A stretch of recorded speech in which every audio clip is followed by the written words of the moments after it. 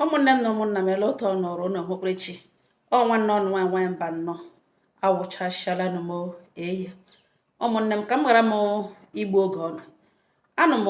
otu nwanne anyị nwaanyị akpọ m na fon si m nwaanyị mba nnọọ m za ya sị m na m were akụkọ na ogbotowara ya ụmụnne nọ nọtụdele okwu ya nọ tọọ ya mbụ tolie ya ihu na azụ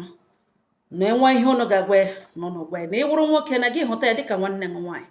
na gị wụrụ nwaanyị na gị hụta ya dịka nwanne m na enwe ndụmọdụ ị ga-enye na gị nyedele na gị tụledele okwu ya na uledele ma gwa ya ihe ọbụla nọ n'obi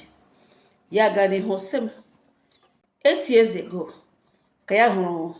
nwa okorobịa masịrị ya ya wụ nwata nwa okorobịa dị okenye na ọ masịrị ya ọ bịa kwuore ya okwu ya lee ya ọ masịrị ya ya nabata ya na ya bụ ebido kpawa n'ịhụnanya ebuchalie ya nwa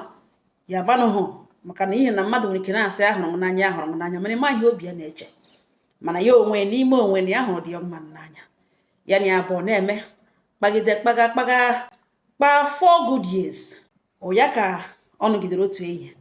na ya na-aga ala bekee ya gwawesa na ọ chọrọ ịhapụ ya gawa ala bekee ọ sị ya na ya ga-alọta na ya don't worry na ya ga-alọta nwaanyị mba nnọọ ahụ ọkụ isi ọwụwa echiche ehighị ụra abalị obi awa ya n'afọ ya sị nụkwa na eji anọzi on her side this guy hapụ ya so ọ gaji ala bekee ya ahụbeghị onye ndị gara ala bekee lọtakwa the same na ọwụ ha ụlọ nke ọ ga-etegekwana ya iji settle fine mafọzikwa ịbịa lọtawa bịa kwuo okwu ịlụ ya again no and ya wụzi hụ ụmụaka na mgbe ihe a na-okwu ala bekee ya na-ada na ya ọdịdị ya akọọla 35 years nwaanyị mba nnọọ ya rịọ ya si ya na ya nọrọ na ya nwa nwere a successful business ya na-eme because nwaanyị mba ihe ahụ na ya aka wara na ya na-eme business ya na ọ na-agakwara ya ọ sịrị ya gagarịrị ala bekee na ya gagarịrị na enyi ya nwoke etiwerere ya akwụkwọ na ọ sị ya bịawa nwaanyị mba nnọọ ya echege echiche gị igbu ya ole na ihe ya ga-eme ya were ihe niile hapụrụ ya Chineke na ọ nọ na ịgbagharị ala bekee ya nụtara ya notisie na ya dịla ime ya gwa ya sịlekwekwe na afọ ime achana ọ sị ya gịnị na ya agaghị ewepụ ya na ya achọ ihe ga-eslo ya down ọ ya nọrọ ebe a na-akpa ya complication this and that ya sị ya no na ya nwa akọọla 35 years and ya agaghị adị ime ugbu agaghị iwepụ ya na ọ ga-awụrụ ya ihe iberibe wụrụ ya ihe ihere wụrụ ya ihe Chineke ga-ewesịrị ya iwe na ogbochighị ịga ala bekee na ọ gawa na nsogbu anụ ọ gwawa ya sị ya chọrọ iji afọ ime kechigide ke taa ya down na ya wụrụ ya chọrọ ịmụ nwa ya ma nwa mana ihe ọbụla Chukwu dere na ihe Chukwu dere ya sị ya nsogbu anụ o bido kputekpe iri esi biko na ya gbagharịala na ego ya n'aka na ọ gwụla this and that ya were nke ya nwere sọpọtụ ya somebody dị ime ya mana ya na gị ịhụ na ọhịa ego na ya ga-ihe John ya na ọ naanị ya na-agba ya na enwe onye na-ejide aka nobody ilegekwa ihe aha na sọpọtụ ya after na ọ the father of her unborn child then ya were ego eji sọpọtụ ya ọmanye na plan gawala bekee nwaanyị mba nnọọ ya mụọ nwa nwaanyị very pretty baby ya mụrụ obiọma kpaa ya obiọma kpaa ya sọwụrụ kere ya ejide ọlọtagodo ọlụwo ya ihe ọbụla uche Chukwu no problem ya ebido pịawa nwa ya anụnta pịawa nwa ya mgbe ya nyere ya infọmeshọn ya kpere gwa ya dasị na ya mụọ na ọgbọgba ya sị na ese ndogodo pikchọ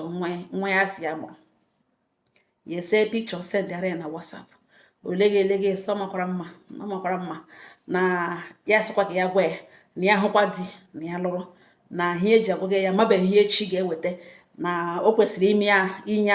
ala mee ya ala ka e decide ya ka ihe a rute na ihe nzube Chineke ya edoo ya anya na ya gacha n'ala bekee ya lọta stil ọ ka hụkwa ya bifo ya lụọ dana ịbịa enwe ihe jikọrọ ya na ya bụ bọnd ihe ọ ga na-eji akpa na fon echi na-edistọb ya na ọkwa ihe si ka ya gwa ya si ihe si ka ya gwa ya na ya amụọ na nwa enwe mgbe ya kpara eweta ego eji agba ya n'ụlọ ọgwụ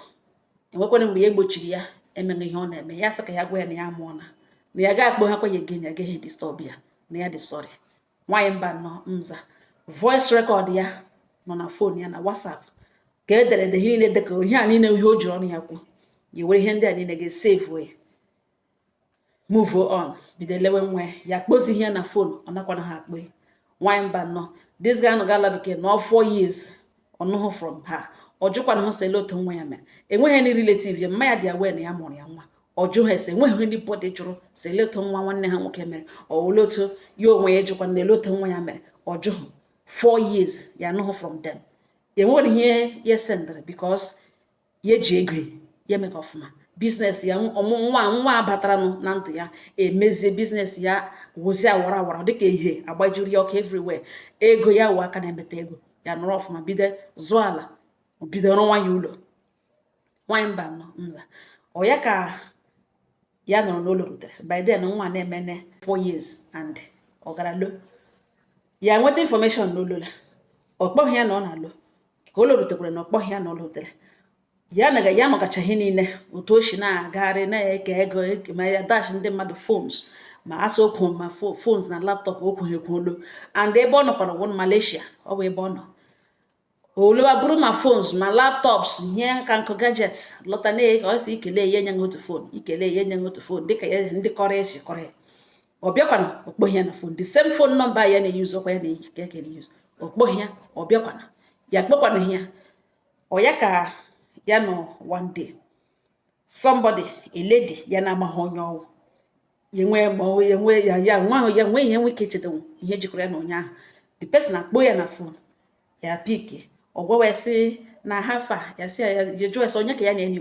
ọgwawa sị ya na ọ dịkwa necessary ya hapụ ya jọsị ka ya gwe na ọnụkwala na enyi nwoke lụrụ elu na ya were fonu kpọọ ya nọ ya gwa sị ya nwa nọ na Naijiria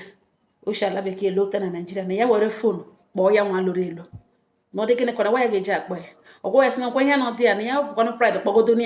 ya na ọ kpọgodo ọ ga-emezi ka nwoke enwezie mind ya jụọ ihe o diri onye na ya bụ ọnọdụ ya ọgbanyụ fonu pịa ọgbanyụ fonu ya chia fee n'isi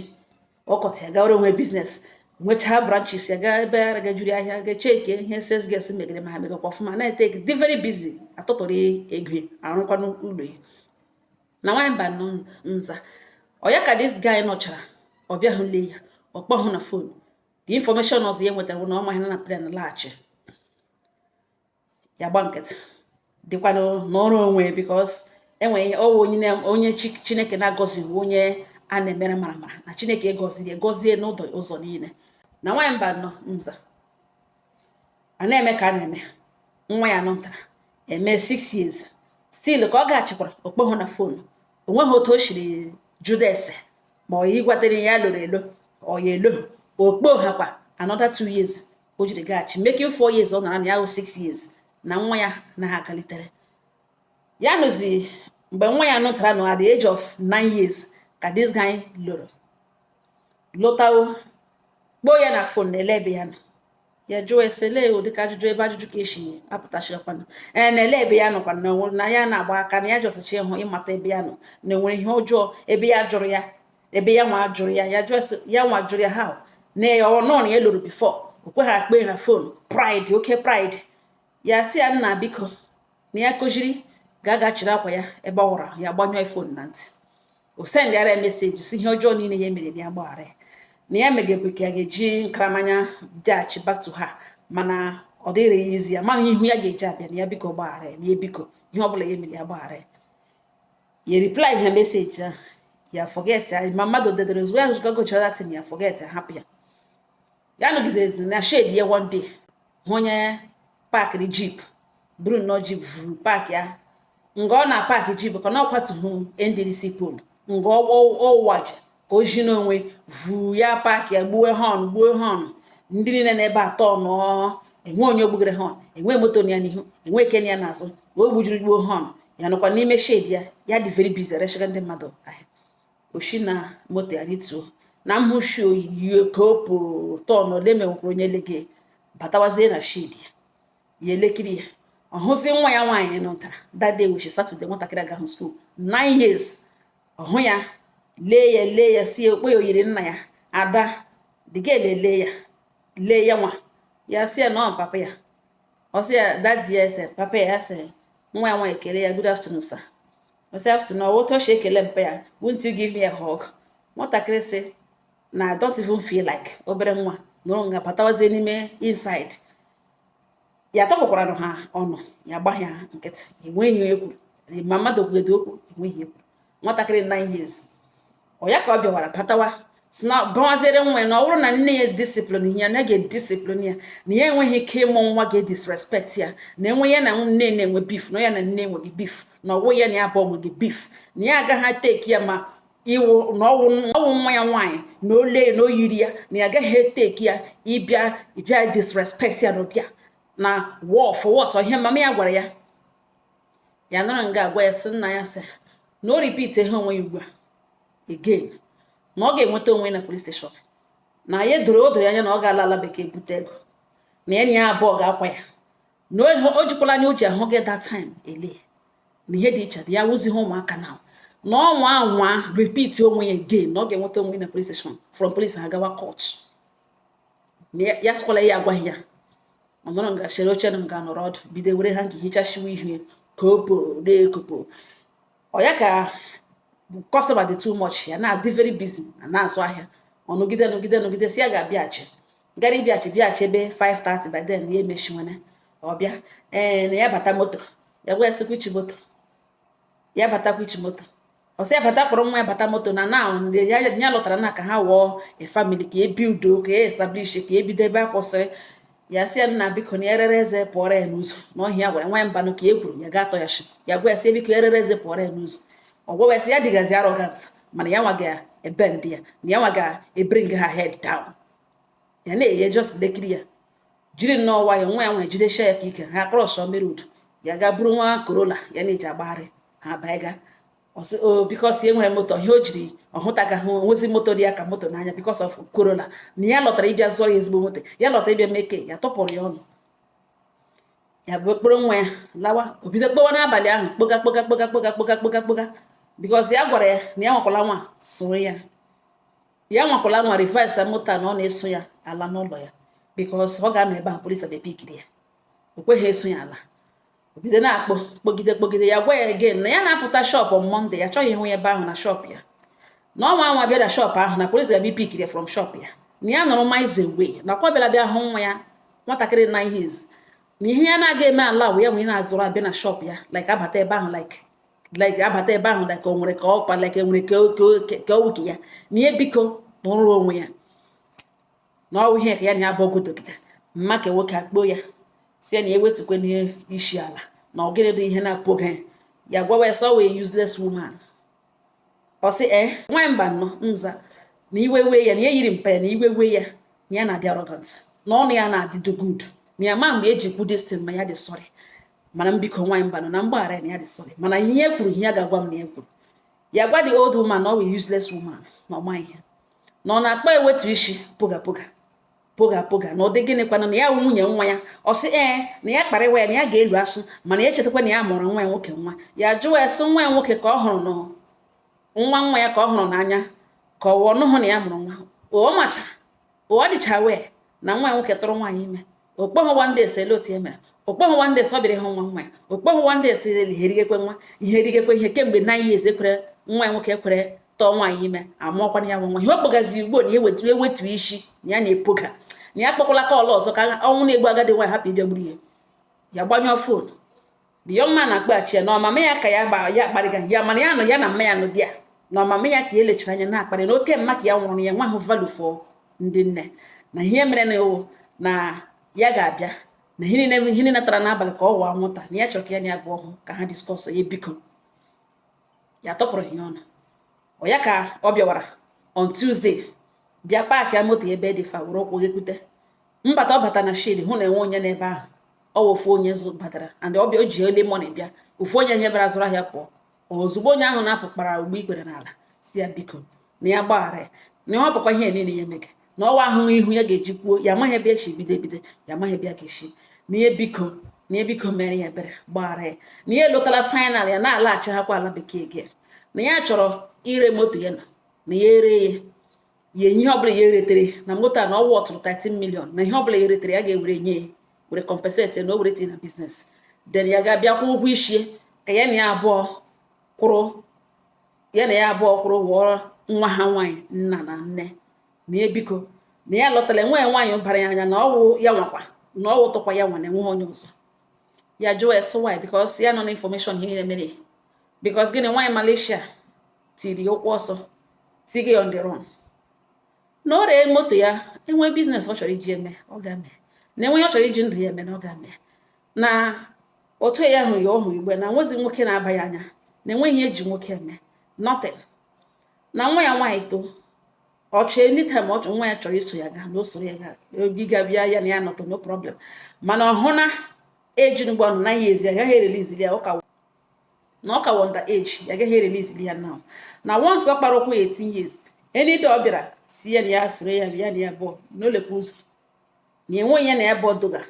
paternity enwe ya na ya bụ ọdụga nna nwa mana ya nwee ịbịa sị na ọ chọrọ ire moto ewere tinye ya ka etinye na biya gwara na biznes ya shake gị no na ọ na the same business ka eji ire support ya gawa ala bekee na mgbe ya wepụrụ ego otu ahụ ọ gaa ala bekee ọ mgbe ka ọ na-ede worried na biznes ya shake mana ọ bọda biznes ya shake cha arahụcha tete ọ bịazi ugbo na-enweghị ihe emeghe ọ bịazi na ọ ya nwere mgbe ya rịọghị ego na shop o nwere ebe ọ hụrụ space o filiri na ihe nidiri ego for anything na ihe akwanụ dị only shop ya nwere na ya biko ya na ya bụ abịaghị mgbashi na ya were ego ya ree ya ka a ga-achọrọ nwaanyị ọzọ lụrụ o were chọọ ihe o ji ndụ ya eme na ya biko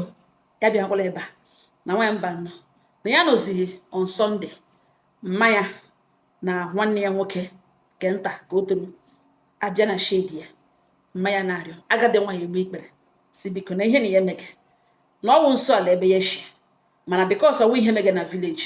ndị ụlọ agaghị ahụ ya na ọhịa eji ree ihere were ikpere ya gba wụsa n'ala na ya biko gbaghara ya na ya emejọrọ na mgbe ọ kpọrọ ya na ya awụ useless woman na ya hụrụ ya truly n'ọhịa ya wụ na ihe ọ kpọrọ ya ihe deserve na o nwere right iwe na ọ gbaghara ihe niile ya wụ ihe niile ya mere ya na ya biko gbaghara na otu na ya eji loo ihere loo nta loo ime were ikpere wụọ ya n'ụkwụ na ya wa agadi nwaanyị ihe mere agadi nwaanyị egbe ikpere gbore nwa ọ mụrụ ama ikpere na ihe ahụ siri ike na ya biko gbaghara nnabata nwa ya na nwa ya anaghị ehi ụra na ọ kwesịrị ịma na nwa ya nwoke woo ihe ọ nweta ndụ ya rọ na ọ na-ala ka ibutuchuru onwe ya ka ọ hapụ ịsụ na ọ wụsarala n'ala na ọkpọ ya na ya bụ mekọrọ ihe ya gwawa ya sị mama ya sị na nwa obilite ya ebilite ọ gwawa ya sị mama ya sị na ya fidi otu ọ bịara gị ụgbọelu ọ gasị ele nwa ya ka ọ hụrụ nwa na-ekwu okwu ya na elekwe na agbasala skul ọjọọ sụlọta na kemgbe 9 years ya nwa agaga na 10 years na ọ ya nwa azụga ya nwa nkataga na o lekwe nwa na ọchọ ịbịa elete na ọ bịa elete na ọchọ mgbe ọbụla nwa na-agụrụ ya gụrụ ọ chọrọ ịbịa hụ ya no problem mana ya nwee ikpere o gburu n'ala wụrụ na ya nwa ya nwoke lụọ ya na ya agaghị alụ ya na ya agaghị eme ihe dị otu ahụ nwa ya nwoke gwakwara ya na ya sọpọtụrụ ya na mgbe ọ na-aga ala bekee kuka ochie biznes ego ya ji azụga ahịa were sọpọtụ ya ọsọ ọwụba ọhụrụ na ọ gwara ya na ọ gwaghị ya kemgbe ọwụ na ọ gwara ya kemgbe mma ya warịwale gakwa ga-eleta nwa na ifuru mgbe o lụrụ na ya na ịchụrụ ya bịa eleta ya jụọ sị mgbe ahụ o lụrụ ọ bụ nwetabe infọmeshọn that time na ya mụrụ nwa nwoke nwa ọsị ya mana ọ wute nwa ya nwoke si etikwula ọnụ oyihe gị kwu ọsị ya mere ka ọ na-arịa kwuo mgbe dị rie ọ kwesị ugbu ka o diziri m ya sị gaa gwa ya dasị na ụzọ adịghị mama nwaanyị begebege na shidi begebege akwa ahụ emetọ ya nebo ya dị aware of ihe na-eme akpọkete ya si ya na ọwa ije nwoke na enwe nwoke wụ sent na ebe ọ gachaa na lọta si na ọ chọrọ ịbịa lụọ ya na enye ya a chance because it's not like ọ lụọla di ya ọ na ọ lụọla di ụgbọelu asị na ọ lụọla di mana ọ lụbeghị di and ya na ya bụ mụrụ nwa they will always have a thing na they have both come a long way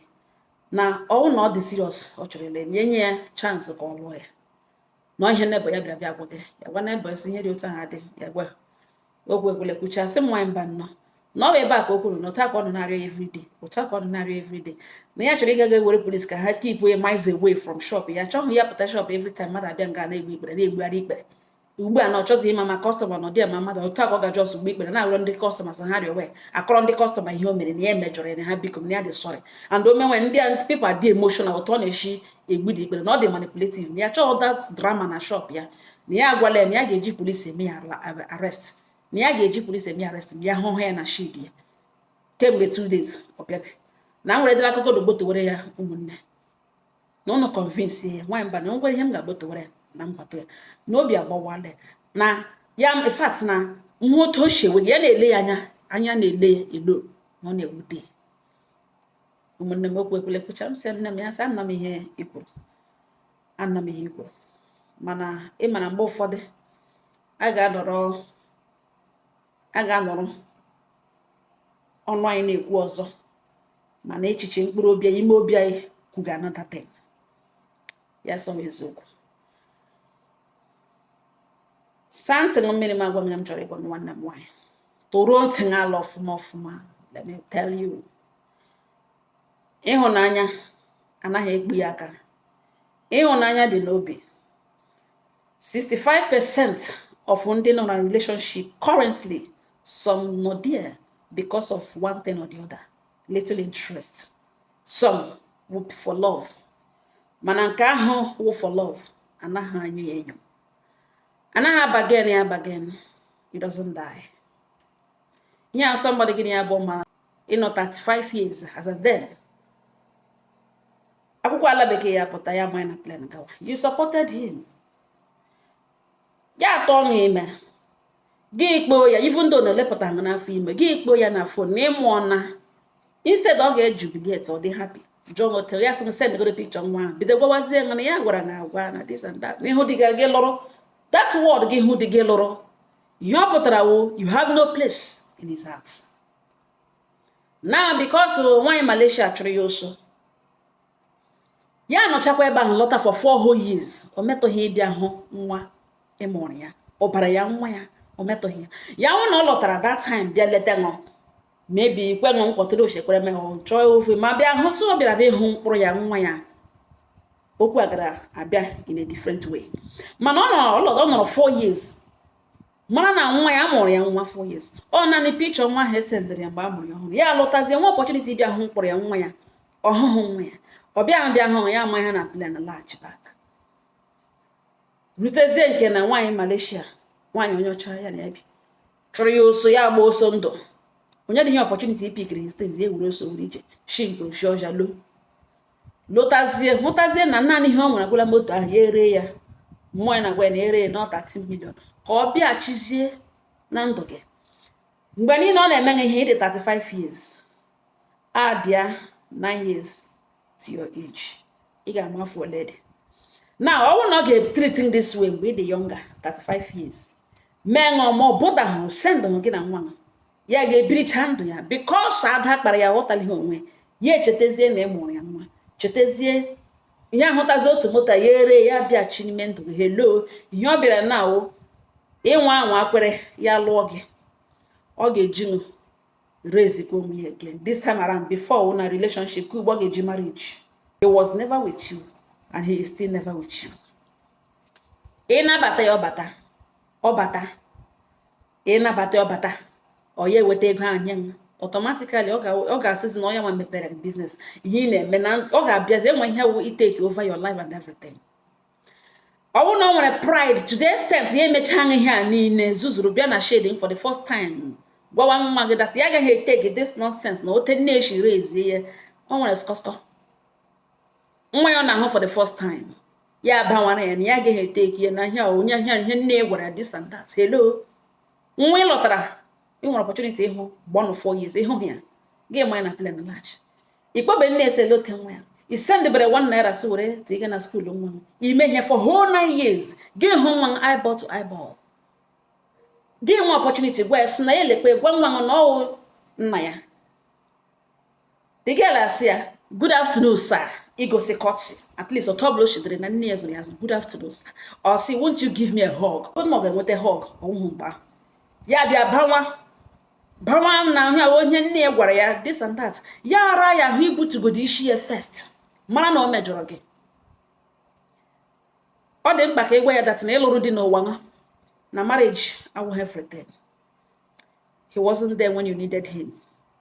If you bring him in now, he will still not be there. O jide ngo were 13 million ọkọ ihe ọ na-erete na moto. Ọgụdụ agụta na ego. Were bata n'ime in the name of marriage. Ọ ga-ejikwa ngo again establish onwe chukwa another country ga-ama isi. Ọ ya ga-atọ a younger woman ime. Because nge nọ now, I believe ọ ga-adịchara gị easy ịtụrụkwa ime just like that again. Mana ọ nwoke ka oge nwoke anaghị agara ya. Ihe meji na wee bere ka ele bekee na akwado ihe obeji na ndụ nwe wee bie build onwe ya. Marriage is not everything. Marriage is not ihe niile na ndụ mmadụ. E nwere ndị ekere na ha agaghị alụ di. Ọ dị only way ha ga-eji ka nka live fine. When ndị ekere na ha ga-alụ di, ha ga-aka nka live fine. Mana onye abịa intercept abịa marịwa were ihe na-ekwe ha na-ekere ha n'ime ndụ ya gaga na force ya. Agbanyeghị red flag niile, onye ahụ nwụrụ onwe ga. otu ụbọchị ị ga-aghọta that na marriage is not for you. Marriage is not a stage of life. It's just a union mmadụ abụọ na-eji. Ọnwụ ofu onye na-eji ya, mana ofu onye ibelivu na ịhụrụ n'anya na gịnị abụọ kwesịrị ijide ihe na ya hapụrụ onye nna ya wee warịcha ya bịachi. Hello, saa anya ṅụ mmiri nne m, move on. Ebe Chineke gọziri m gị nwe nke ị na-eme biznes m were na-azụrụ nwa nwatakịrị tolite sọ chọrọ ịga hụ nna ya, fine. Otowe nsọ na-aga ịhụ ya ka ihe dịrị ya ya abụọ. Raise your child, face what is facing you. Ya ree moto ya ahụ were gaa chọọ biznes ọ ga-ebe na Nigeria now. Ya ebido ugbu a chọọ biznes ọ ga-eme, chọọ ihe o ji ndụ ya eme. Ọwụ gịnị ya so then, ọwụ gịnị ya so today, gịnị agakwaghị eso echi. Ka ị marakwa ihe ị na-eme. Onye nebo nga anaghị ekwutele enye nga advice.